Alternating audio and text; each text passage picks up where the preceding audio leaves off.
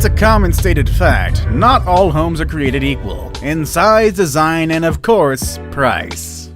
Some houses may not cost that much, some cost an arm and a leg, some will cost you your entire existence. Today we're going to be looking at 10 of the most ridiculously expensive houses in the world. Make sure you stay tuned for number 1. This house is quite literally a palace and will make you feel poor. Number 10. Xanadu 2.0. Microsoft co-founder Bill Gates is one of the richest men in the world. In fact, he's currently the second richest man in the world with a net worth of $95.3 million. So it's only natural that he splurges on some things, like his house for instance, which he named Xanadu 2.0. It took Gates 7 years and $63 million to build his Medina, Washington estate named Xanadu 2.0. This was named after the fictional home of Charles Foster Kane, the title character of Citizen Kane. At 66,000 square feet, the home is absolutely massive and it's loaded to the brim with high-tech details, including but not limited to a guest monitoring system that would put Big Brother to shame. When guests arrive, they're given a pin that interacts with sensors located all over the house. Guests enter their temperature and lighting preferences so that the settings change as they move throughout the home. Speakers hidden behind wallpaper allow music to follow you from room to room. The house has a current worth of $127.48 million. Number 9. 18 to 19 Kensington Palace Gardens. Also known as Billionaires Row, Kensington Palace Gardens is home to royalty, oligarchs, tycoons, and ambassadors. The average price of a house here floats around $33 million, so it shouldn't come as a surprise that one of the most expensive homes in the world can be found in this place. 18 to 19 Kensington is currently owned by Lakshmi Mittal, the Indian business boss of ArcelorMittal. That is the world's largest steel manufacturer. But the house itself has a lot of history behind it, dating back to its completion in April of 1847. A few notable people who owned and lived there in the past include Lionel de Rothschild, who bought it in 1912. It also served as the Egyptian and Russian embassies for many years. In 2001, Bernie Ecclestone of Formula One fame bought the house for $50 million. However, his then wife Slavika allegedly disliked the building and refused to live there. Indian steel tycoon Lakshmi Mittal stepped up and bought the 55,000 square foot mansion for just over $57 million.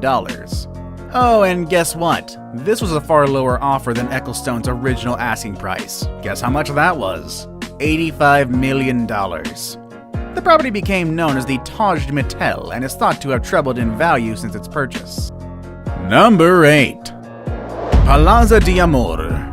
Palazzo d'Amore in Beverly Hills, Los Angeles is an outstanding palace. Once you step inside this 12-bedroom, 2 to 3 bathroom palace, you immediately get the feeling of elegance and sophistication. The property features more than 35,000 square feet of living space, including a 2-story entrance hall with a chandelier and 2 sweeping staircases. It also features a 15,000 square foot entertainment complex, complete with a disco ballroom. And guess what else? It also has a revolving dance floor, a DJ booth, and a laser light system. Inside the complex, as many as 250 guests can make use of a 50-seat theater and a bowling alley. Outdoor amenities include a 128-foot reflecting pool and fountain, a waterfall, a swimming pool, a spa, a barbecue area, and a tennis court. Guests can also visit this beautiful vineyard, which produces 400 to 500 cases of wine a year under its own private label, Beverly Hills Vineyards. Finally, Palazzo d'Amore, which boasts spectacular views of the west side of Los Angeles, Century City, and the sea, can host up to 1,000 people with on-site parking for as many as 150 vehicles.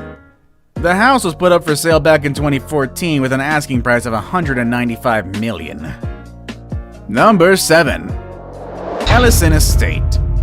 Valued at over $200 million according to tax assessments, the Fairfield estate of industrial billionaire Ira Renart is arguably the largest and potentially the most expensive home in America. Located on 63 prime waterfront acres in Sagaponack, New York, the sprawling Hamptons estate began construction in 1998 and was completed in 2003. Depending on the source, living space within the compound can vary, anywhere from 43,031 to 100,000 square feet, with estimates of bedrooms varying from 21 to 29 and bathroom estimates ranging from 18 to 49 feet. Officially, public records indicate that the estate has 43,031 square feet with 21 bedrooms and 18 bathrooms. The lavish compound includes 3 swimming pools, a 164-seat screening theater, 2 bowling alleys, 2 tennis courts, 2 squash courts, a basketball court, and so many other buildings. How many more buildings could there be, you may ask? Well, there had to be a on-site power plant built in order to support the building. Estimated to have a net worth of $6.5 billion as of September 2012, Ira Renner purportedly showcases a portion of his massive art collection worth in excess of $500 million at the estate, making security a very top priority in this property. Number 6. Villa Les Cedres. Villa Les Cedres is a 187-year-old, 18,000 square foot, 14-bedroom mansion set in 35 acres. It also boasts a swanky prime location on the coast of Saint-Jean-Cap-Ferrat on the south of France. With one of the most beautiful gardens on the continent, the stunning home has 35 acres of manicured lawns, 15,000 plants, and 20 greenhouses brimmed with rare tropical flora. The palatial home also features a stunning ballroom and stables for up to 30 horses. Impressively, it also boasts an Olympic-sized swimming pool for a buyer who wishes to keep it. The inside of the house is decorated mostly with antiques, and the walls are adorned with paintings, some of which date back to the 19th century. It is currently owned by Italian drinks company David Campari Milano S.p.A. Les Cedres was built in 1830 and bought in 1850s by the mayor of Villefranche-sur-Mer when it operated as an olive tree farm. The mayor's descendants sold the property to the Belgian King Leopold II in 1904, who made stupendously rich by his colonization of the Congo, expanded the gardens that still surround the home. The house and everything in it is currently valued at $413 million. Number 5. Villa Leopolda. Situated on more than 18 acres of land, Villa Leopolda is one of the most impressive residences in the French Riviera. In Villefranche-sur-Mer, this lovely home is one that has a rich history, a unique culture, and a long list of past owners both famous, admirable, and exceptionally wealthy. This is the home of all homes, listed as one of the most expensive in the entire world. Few homes have even come close to the price point of this gorgeous estate. The last time this home sold was back in 2008, when the current owner paid a staggering $750 million for the multifaceted estate. The current owner is Lily Safra, and her investment was more than good. Now with an estimated worth of $1.2 billion, she has plenty of room to negotiate should she ever decide to sell. Comprised of 2 guest houses, the entire estate is created with exterior staircases, sport courts, and an excessively sized swimming pool, and requires the daily work of more than 50 gardeners. The home consists of 19 bedrooms, each with its own elaborate and sprawling private bath and outdoor terrace. The home features a bowling alley, several dining rooms, and even a number of kitchens, as well as a private movie theater. The home features more than 80,000 square feet of excessive luxury. Number 4. The Antilla. Mukesh Ambani has more money than he knows what to do with. In 2011, Forbes ranked him the 9th richest man in the world with a net worth of $27 billion. In an attempt to spend a good chunk of that wealth, Ambani purchased land on one of the most expensive streets in Mumbai and began constructing Antilla. Antilla is a towering behemoth that will serve as the family home for his wife, 3 children, and 600 staff members. The house has 27 floors, with each floor boasting incredibly high vaulted ceilings. Each floor in the complex offers something different, and there are no identical floor plans. Also, the family only occupies the top 4 floors, leaving the other 23 floors for things like a parking space for 168 cars, a health spa, and swimming pools.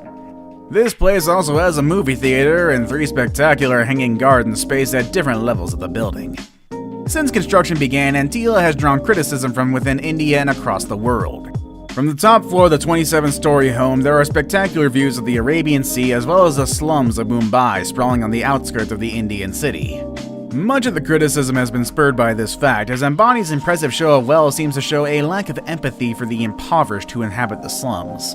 This lack of awareness seems even stranger considering that Ambani's father was born to a poor family and became a self-made billionaire. The Antilla is currently worth $2 billion. Number 3. The Fleur de Lis Mansion. Back in March of 2014, the Fleur de Lis Mansion sold for $102 million, making it the highest price home sale to date in Los Angeles County.